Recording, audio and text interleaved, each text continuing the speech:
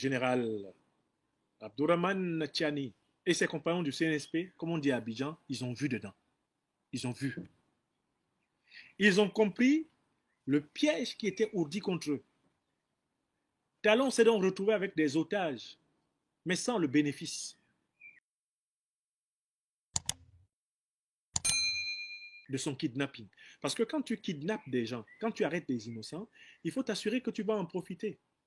Or, selon le plan qu'ils avaient prévu, dès lors que les innocents nigériens étaient arrêtés, l'armée nigérienne allait s'énerver, traverser la frontière, entrer au Bénin et aller chercher Talon au palais et aller libérer les Nigériens. Mais le président Tchiani est resté serein et imperturbable. Parce qu'il a bien compris que Patrice Talon ne comptait pas sur lui-même, mais il comptait sur ses maîtres impérialistes occidentaux. C'est la première raison.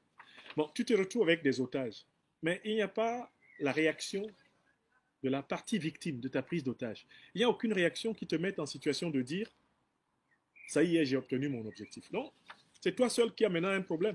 Tu dois libérer les otages quand tu seras fatigué de les garder. Et le problème de Talon s'est compliqué pour une deuxième raison. La deuxième raison pour laquelle Talon a libéré les otages nigériens, c'est que le kidnapping des Nigériens au Bénin a été vomi autant par le peuple béninois que par le peuple nigérien et tous les peuples africains. La circulation de l'information politique aujourd'hui en Afrique est telle que tout le monde a compris que Patrice Talon n'agissait pas dans l'intérêt du Bénin. Tout le monde a compris qu'il n'agissait pas dans l'intérêt du peuple nigérien. Il n'agissait même pas dans l'intérêt de la soi-disant CEDEAO. Tout le monde a compris que Talon était un cheval de Troie du néocolonialisme français, de l'impérialisme occidental, pour organiser une attaque du Niger. Et l'opinion à l'unanimité a vomi Talon. Talon est détesté d'abord par les Béninois. Ils sont nombreux sur les réseaux sociaux au Bénin, à travers l'Afrique et le monde, à dénoncer Talon et à dire leur honte que Patrice Talon mène une telle politique contre un peuple frère. Le peuple nigérien a aussi compris qu'il ne fallait pas s'en prendre à ses frères et sœurs béninois. Les Nigériens ne sont pas tombés dans le piège du diviser pour mieux régner que Talon et ses maîtres néocolonialistes et ses maîtres otaniens leur avaient tendu. Donc Talon, littéralement, s'est retrouvé isolé, et dans l'opinion béninoise, et dans l'opinion nigérienne, et dans l'opinion africaine, et dans l'opinion internationale. Le soldat Talon, avec ses 5 otages, était nu comme un verre sur la place centrale de la politique africaine. Ça, c'est la deuxième raison. Talon vomi par l'opinion. Il y a une troisième raison pour laquelle Talon a libéré les otages. Il a libéré les otages parce que tous les juristes du Bénin qu'il a pu consulter lui ont dit qu'en vertu des accords d'exploitation du pétrole nigérien qu'il avait signés, il était impossible pour lui de justifier le fait d'empêcher que des officiels nigériens viennent compter la quantité de pétrole nigérien exporté au terminal de Sémé-Bodji.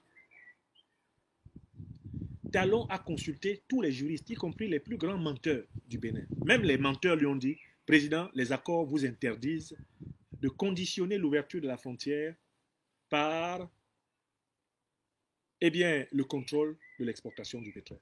Les accords que vous avez vous-même, Talon, depuis 2018, signés sur l'exploitation du pétrole nigérien et son transport à travers le territoire béninois, ces accords sont explicites. Les relations frontalières, même les relations politiques, ne sont pas des conditions de cet accord. Les questions énergétiques sont indépendantes des questions frontalières. Donc Talon lui-même a reçu la conviction, après avoir écouté les arguments de ses propres juristes de la présidence, qu'il était dans le faux. Quand tu es dans le faux et que tes propres camarades te disent, là seulement, tu as exagéré, tu es en difficulté. Ça fait pour Talon une troisième raison pour laquelle ça n'allait pas.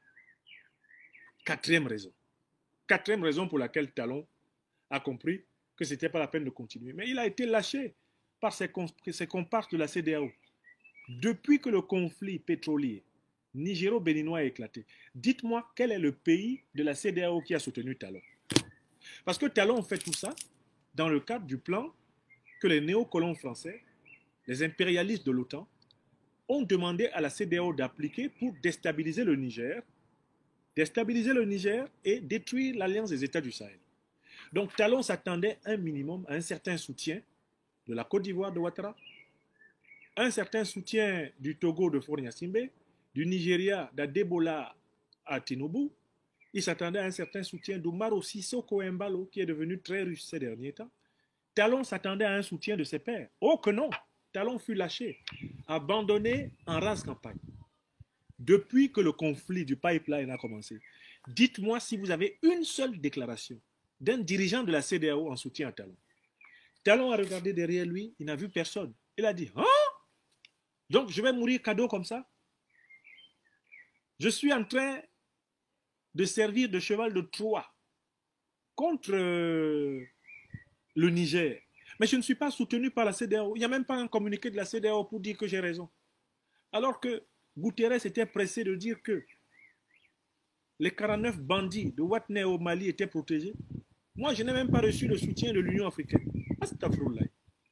Talon dit, comme personne ne me soutient alors que je lutte pour nous tous, je ne suis plus dedans. Je ne suis plus dedans. Il se souvient d'une phrase du président Laurent Gbagbo. Le président Laurent Gbagbo a dit avec raison, quand on t'envoie, il faut savoir t'envoyer. Je recommence la phrase. Là. Réfléchissez dessus. Quand on t'envoie, on dit va. Il faut savoir aller. Parce que sur le chemin, ceux qui t'ont envoyé ne sont pas là. Hein. Ceux qui t'ont envoyé ne sont pas là. Tu es sur le chemin, tu es seul. Donc, Talon a été envoyé par les néocolons français. Talon a été envoyé par les impérialistes de l'OTAN. Mais Talon a été abandonné en plein chemin. C'est son nom seul qui sort. Il se serait attendu à ce que Alassane Dramane Ouattara, le satrape reptilien venu de Sindou, pour troubler la paix des Ivoiriens et renier à notre belle terre burkinabé de Sindou pour troubler toute l'Afrique avant d'être bientôt dégagé. Il se serait attendu à ce que Ouattara le soutint. Ouattara ne le soutint point.